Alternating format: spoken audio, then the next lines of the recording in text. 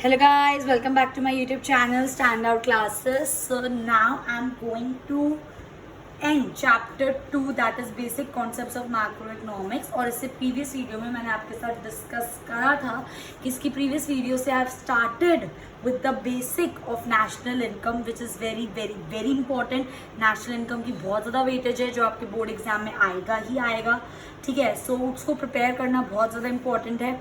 Just formulas रट के चले जाना इसका मतलब ये होता है कर ऐसे कोई फ़ायदा नहीं है. तो इसलिए जितना ज़्यादा बेसिक, जितना ज़्यादा उस एक चीज़ के आप रूट, इस एक चीज़ के डेप्थ तक जाओगे उतना बेटर आपको अंडरस्टैंडिंग मिलेगा.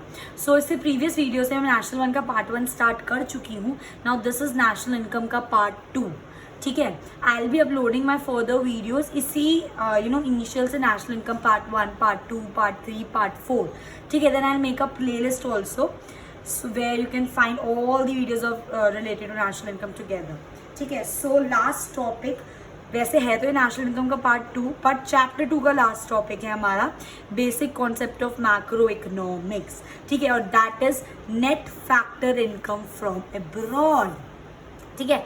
Net factor income from abroad होता क्या है? It is a difference between factor income receive from rest of the world and factor income paid to the rest of the world. सबसे पहली बात तो फैक्टर इनकम क्या होती है? Which is paid to factors of production. Factors of production क्या होते हैं? हमारे लैंड, लेबर, कैपिटल. एंटरप्रेन्योर उनको इनकम क्या मिलती है? लैंड को रेंट, लेबर को वेजेस, कैपिटल पे इंटरेस्ट और एंटरप्रेन्योरशिप या एंटरप्राइज पे प्रॉफिट, ठीक है. अब ऐसा हो सकता है कि हम लोगों दोनों तरीके से डुअल चल रहा है. लाइक फॉर एग्जाम्पल कि हम लोग रेस्ट ऑफ द वर्ल्ड मतलब आउटर बाहर कंट्री से रिसीव कर रहे हैं फैक्टर पेमेंट्स, ठीक है. और एट द सेम टाइम ऐसा भी हो सकता है कि हम लोग फैक्टर पेमेंट्स बाहर कर रहे हैं, रिसीट एंड पेमेंट. सो उन दोनों के बीच का जो डिफरेंस होगा that is your net factor income from abroad. आ रही है मेरी बात समझ? So net factor income from abroad को हम क्या बोलते हैं? NFIA शॉर्ट फॉर्म में, that is net factor income from abroad. NFIA क्या होता है इसका? Factor income earn from abroad. जो आपने पैसा रिसीव करा, जो आपने अर्न करा from rest of the country minus factor income paid abroad, जो आपने बाहर पे करा. जो हम रिसीव कर रहे हैं, जो हम बाहर पे कर रहे हैं, उन दोनों का difference will give you what? Net factor income from abroad. I hope guys इतनी बात क्लियर है. इसी तरीके से ये दो चीज़ें होती हैं, ध्यान से समझना. एक होता है फैक्टर इनकम फ्रॉम अब्रॉड, एक होता है factor income to abroad. Factor income from abroad का मतलब है रिसीव, आप बाहर से इनकम रिसीव कर रहे हो. और फैक्टर इनकम टू अब्रॉड का मतलब है पेमेंट, आप बाहर फैक्टर इनकम को पे कर रहे हो. समझ आ रही है मेरी बात? सो NFIA is net factor income from abroad which is the difference between जो हमने अर्न करा from rest of the world and जो हम पे कर रहे हैं रेस्ट ऑफ द वर्ल्ड में. उन दोनों के बीच के डिफरेंस को हम क्या कहते हैं? Net factor income from abroad, ठीक है. और ये टू और फ्रॉम का आपको डिफरेंस पता होना चाहिए. फैक्टर इनकम फ्रॉम अब्रॉड का मतलब क्या होता है कि हमने रिसीव कर रहे हैं ना, फ्रॉम बाहर से हमें मिला है. And factor income to abroad का मतलब क्या होता है? हम लोग बाहर पे कर रहे हैं, ठीक है. सो ये जो इनकम होती है ना, net factor income from abroad, ये होती ही बिटवीन द कंट्रीज है, with in the country. Domestic territory से इसका कोई लेना देना नहीं है. आई होप गाइज ये चीज़ आपको क्लियर है. अच्छा, अब एक बहुत इंपॉर्टेंट चीज़, बहुत ज़्यादा इंपॉर्टेंट चीज़, ठीक है. अगर आपको ये चीज़ याद रखनी है, let me take a paper to explain you. आपको ये चीज़ ध्यान रखनी है कि एक होता है नेशनल, एक होता है डोमेस्टिक, ठीक है. इनिशियल याद रखो N और D. अगर आपको N से D मतलब नेशनल से डोमेस्टिक में आना है तो आपको क्या करना पड़ेगा? नेशनल में से NFIA that is net factor income from abroad को माइनस करना पड़ेगा. क्योंकि नेशनल, देखो डोमेस्टिक तो हमारी कंट्री की बात हो गई, ठीक है. नेशनल के अंदर बाहर आ गया, तो अब नेशनल के अंदर हमारी जो net factor income from abroad है वो इंक्लूडेड है. इसलिए अगर हमें नेशनल से डोमेस्टिक में आना है तो हम उसमें से क्या कर देंगे? NFIA को माइनस कर देंगे. और अगर आपको D से N दैट मीन्स डोमेस्टिक से नेशनल पर जाना है, इसके अंदर तो NFIA होती नहीं है, तो इसके अंदर आप क्या कर दोगे? ऐड कर दोगे NFIA को. ये कन्वर्जन्स बहुत ज़्यादा इंपॉर्टेंट है. मेरी लास्ट वीडियो में मैंने आपको डेप्रिसिएशन एड ऑन बताया था, हमने वो वाला करा था ना, व्हाट वी डिड, इनडायरेक्ट वाला, इनडायरेक्ट टैक्सेस, NIT वाला, net indirect taxes which was indirect tax minus subsidies. उसके अंदर हमने मार्केट प्राइस और फैक्टर कॉस्ट का आपको कन्वर्जन बताया था।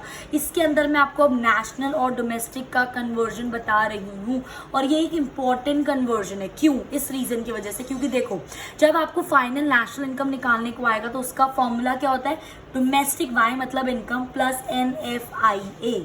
अगर कहने का मतलब है अगर डोमेस्टिक इनकम में NFIA ऐड करोगे तभी आप किस पर पहुंचोगे, नेशनल इनकम पर। ये एक बेसिक और एक ये, क्योंकि और ये चीज़ आपको पता होनी बहुत ज़्यादा ज़रूरी है, बेसिक चीज़, क्योंकि हमें निकालना क्या है, हमें नेशनल इनकम निकालनी है। हमें बहुत सारी क्वेश्चन में वैरायटी ऑफ चीज़ें दे रखी होंगी जिनमें से हमें देखना पड़ेगा कि क्या हमें ऐड ऑन करना है, क्या हमें सब्ट्रैक्ट करना है। ठीक है, सो जब भी आपको डोमेस्टिक इनकम मिले और डोमेस्टिक इनकम में अगर आप NFIA ऐड कर दो तो आप आंसर पे पहुंच जाओगे, that is your national income. आ रही है मेरी बात समझ? तो यही चीज़ मैंने यहाँ पे कंक्लूड करी। अगर नेशनल इनकम से डोमेस्टिक इनकम में जाना है तो माइनस NFIA, और D से N में जाना है तो प्लस NFIA। ठीक है, ये चीज़ बहुत इंपॉर्टेंट है क्योंकि एट लास्ट हमें क्वेश्चन में क्या निकालना है, नेशनल इनकम, और नेशनल इनकम निकालने का फॉर्मूला क्या होता है, domestic income plus NFIA। I hope guys ये चीज़ आपको क्लियर है, नहीं है तो कर लो, बहुत ज़्यादा इंपॉर्टेंट है। अब जो इसके बाद पार्ट्स अपलोड करने वाली हूँ बहुत इंपॉर्टेंट है आपके लिए। ठीक है, नेक्स्ट आता है आपका NFIA। 3 तरह के हो सकते हैं। NFIA आपका पॉजिटिव हो सकता है, NFIA आपका नेगेटिव हो सकता है, NFIA आपका 0 हो सकता है। बिल्कुल हो सकता है। NFIA पॉजिटिव कब होगा? NFIA होता क्या है बेसिकली, एक तो हम रिसीव कर रहे हैं बाहर से पेमेंट, या तो हम बाहर पे कर रहे हैं, उन दोनों का डिफरेंस इज NFIA। अगर हम रिसीव ज्यादा कर रहे हैं और पे कम कर रहे हैं मतलब favourable, that means it will be positive. When income earned is more than paid, हम ज्यादा रिसीव कर रहे हैं और कम पे कर रहे हैं, दैट इज पॉजिटिव। नेगेटिव कब होगा? इसका उल्टा, जब आप रिसीव कम कर रहे हो और आप पे ज्यादा कर रहे हो तब आपका NFIA क्या हो जाएगा, negative. Income earned is less than the income paid.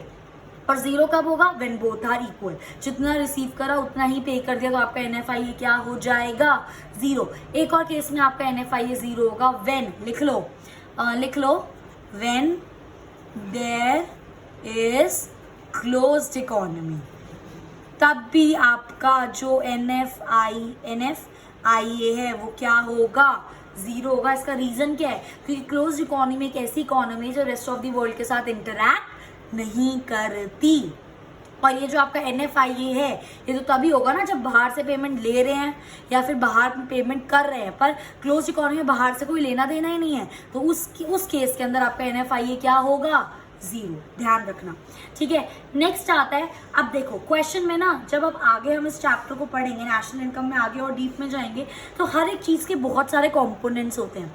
Initially practice में क्वेश्चन तो हो सकता है आपको डोमेस्टिक इनकम डायरेक्ट दे दे, NFIA डायरेक्ट दे दे और आपको बोल दे नेशनल इनकम निकाल दो। आपको पता है आप कैसे निकालोगे, डोमेस्टिक इनकम प्लस NFIA। ऐसा भी हो सकता है कि वो आपको एक NFIA दे दे, देखो ऐसा भी हो सकता है कि वो आपको NFIA दे दे, वो आपको दे दे इनकम फ्रॉम अब्रॉड, वो आपको दे दे इनकम टू अब्रॉड। ठीक है, और आपको बोले कि आप निकाल दो नेशनल इनकम। ठीक है, ये आपको निकालने के लिए वो बोल दे, तो भाई क्या मुश्किल है? नहीं, NFIA नहीं, डोमेस्टिक इनकम दे दे। ठीक है, ऐसे भी दे सकता है वो। तो हमको पता है नेशनल इनकम क्या होता है, डोमेस्टिक इनकम प्लस NFIA। ठीक है, डोमेस्टिक इनकम डायरेक्ट है पर NFIA डायरेक्ट नहीं दे रखी, पर उसके 2 कंपोनेंट हमें दे रखे हैं, that is income from abroad और इनकम टू अब्रॉड। तो मेरे को पता है NFIA में कैसे निकाल सकती हूँ, income from abroad minus income to abroad. अगर मैं इन दोनों को माइनस कर दूँ, इन दोनों को अगर मैं माइनस कर दूँ तो मेरे पास क्या आ जाएगा, NFIA। Domestic income plus NFIA will give you what, national income. So मतलब क्वेश्चंस में बहुत सारे डिफरेंट कंपोनेंट्स होंगे जिनका आपको ध्यान रखना होगा। ठीक है, सो NFIA निकालने के लिए गाइस आपको 3 चीजें होती है NFIA के अंदर। मतलब अगर आपको क्वेश्चन में ये 3 चीजें दे रखी हैं, आप इनको ऐड करोगे तब जाके आपका NFIA बनेगा। ठीक है, तो ये कंपोनेंट्स आप लोगों को पता होने चाहिए, ध्यान से देखना। सबसे पहले आता है net compensation to employ, second आता है net income from property and entrepreneurship, और थर्ड आता है नेट रिटेन्ड अर्निंग्स। ठीक है, ध्यान से, बहुत ज़्यादा ध्यान से इसका मतलब समझना। नेट कॉम्पनसेशन टू एम्प्लॉय, देखो ये तो नाम से ही पता चल रहा है कि हम एम्प्लॉय को कुछ बेनिफिट दे रहे हैं, हम एम्प्लॉय को कुछ कॉम्पनसेशन दे रहे हैं, पर कौन से एम्प्लॉय को? अपने रेजिडेंट्स को। अब रेजिडेंट के मतलब अब ये मत कंफ्यूज हो जाना गाइस बिल्कुल भी कि रेजिडेंट का ये तो मत सिर्फ वो मतलब होता है जो हमारे डोमेस्टिक टेरिटरी के अंदर होंगे वही हमारे रेजिडेंट हैं। पर आप एक बात भूल रहे हो, जो लोग बाहर जाके काम कर रहे हैं इंडिया रिलेटेड बिजनेस में और अभी उनमें 1 साल वहां पर नहीं हुआ है, वो भी हमारे रेजिडेंट माने जाएंगे। समझ आ रही है मेरी बात? ठीक है, ये सब हमने बिल्कुल ब्रीफ में डिस्कस करा हुआ है बहुत डिटेल में अपनी प्रीवियस वीडियोस में। सो अगर किसी बच्चे ने नहीं देखे तो देख लो, फायदा होगा आप लोगों को। ठीक है, so net compensation which is payment made, जब हम पे कर रहे हैं किसको?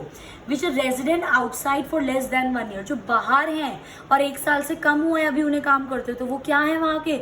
हमारे तो रेजिडेंट माने जाएंगे ना। तो अगर आप उनको भी पेमेंट करोगे तो वो भी हमारे नेट कॉम्पनसेशन टू एम्प्लॉय में इंक्लूड होगा। At the same time non resident with in domestic territory for less than 1 year. ठीक है, ठीक है, अब देखो ठीक है, सो आपके हो गए नॉन रेजिडेंट्स जो आपकी डोमेस्टिक टेरिटरी में है, मतलब बाहर के कोई लोग हैं जो आपकी डोमेस्टिक टेरिटरी में हैं। ठीक है, और अब क्या हुआ यहाँ पे ना मोर होना चाहिए था, तभी मैं सोचूं कुछ गड़बड़ हुई है।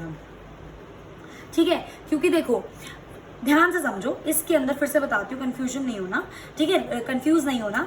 Resident outside for less than 1 year, बाहर हमारे इंडिया के लोग काम कर रहे हैं और अभी उन्हें 1 साल से ज्यादा बाहर नहीं हुआ है, तो वो अभी भी हमारे रेजिडेंट माने जाएंगे। तो अगर हमको उनको कोई कॉम्पनसेशन देते हैं तो हम उसको किस में इंक्लूड करेंगे? नेट कॉम्पनसेशन टू एम्प्लॉय में। एट द सेम टाइम कोई बाहर के यहाँ पर आके काम कर रहे हैं जो कि नॉन रेजिडेंट है, अभी उन्हें 1 साल से कम हुआ है। ठीक है, अभी उनको 1 साल से कम हुआ है, वो यहाँ पर आके काम कर रहे हैं। ठीक है, 2 केसेस हो सकते हैं इसके अंदर, ध्यान से समझना। अगर उन्हें 1 साल से ज्यादा हो जाता है फिर तो वो हमारे रेजिडेंट माने जाएंगे, क्योंकि अब आप इंडिया के पर्सपेक्टिव सोचो ना, बाहर के लोग आके काम कर रहे हैं, अभी उन्हें 1 साल से ज्यादा नहीं हुआ तो अभी बाहर के ही रेजिडेंट है वो, पर अब बाय चांस उन्हें अब 1 साल से ज्यादा हो जाता है तो वो हमारे इंडिया के ही तो रेजिडेंट माने जाएंगे।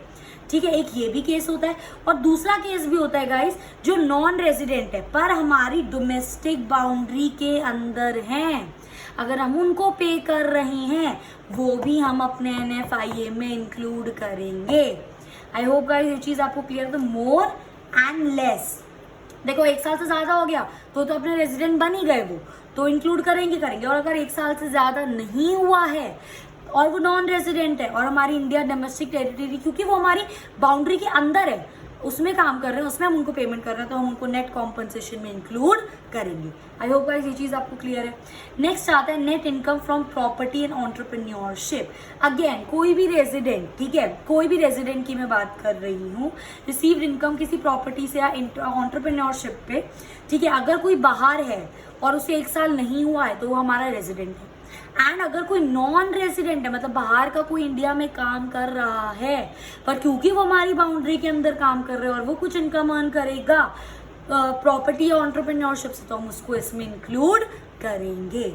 आ रही है मेरी बात समझ? आपका एक क्वेश्चन हो सकता है कि हम नॉन रेजिडेंट को इंक्लूड कर रहे हैं, इसका सिर्फ पर एक रीजन है, क्योंकि वो हमारी डोमेस्टिक टेरिटरी के अंदर है, that's it, nothing else.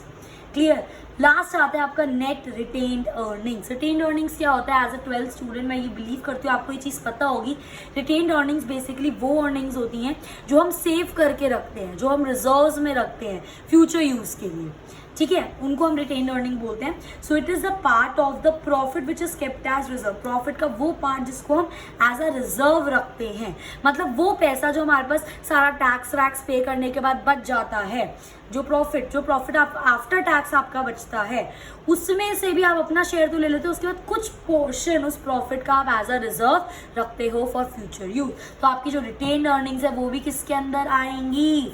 NFIA के अंदर। ठीक है, तो अब ध्यान रखना इस क्वेश्चन में अब आपको कैसे भी दिया जा सकता है। फॉर एग्जाम्पल आपको डोमेस्टिक इनकम दे दे, आपको net income from house property दे दे, आपको नेट रिटेन अर्निंग्स दे दे और आपको बोले आप नेशनल इनकम कैलकुलेट करो। अब आप सोचोगे कैसे करें? डोमेस्टिक इनकम दे रखी है, NFIA के लिए हमें ये 2 चीजें नहीं दे रखी, पर ये कॉम्पोनेंट्स तो दे रखे हैं, ये और ये दे रखा है, ये नहीं दे रखा तो उसको 0 मान लो। ठीक है। ये सारी चीज़ें जो मैं आपको पढ़ा रही हूँ अभी थ्योरेटिकल बेस्ड है, इसके बाद हम इसका स्टार्ट करेंगे प्रैक्टिकल बेस्ड, तो आपको और ज़्यादा नॉलेज आएगी। सो मैं आपसे रिक्वेस्ट आपको सजेस्ट करूंगी, आपको एडवाइस करूंगी कि आने वाली वीडियोस को स्किप मत करना, वरना नेशनल इनकम समझ नहीं आएगा। So I hope guys इतना आपको क्लियर है। With this I have completed national income part 2 and I'll be soon coming up with national income part 3. So if you like my video, please share it with your friends. I want maximum students को ये चीज़ they can reach. So if you like my video, please do like, share and subscribe, and thanks for watching.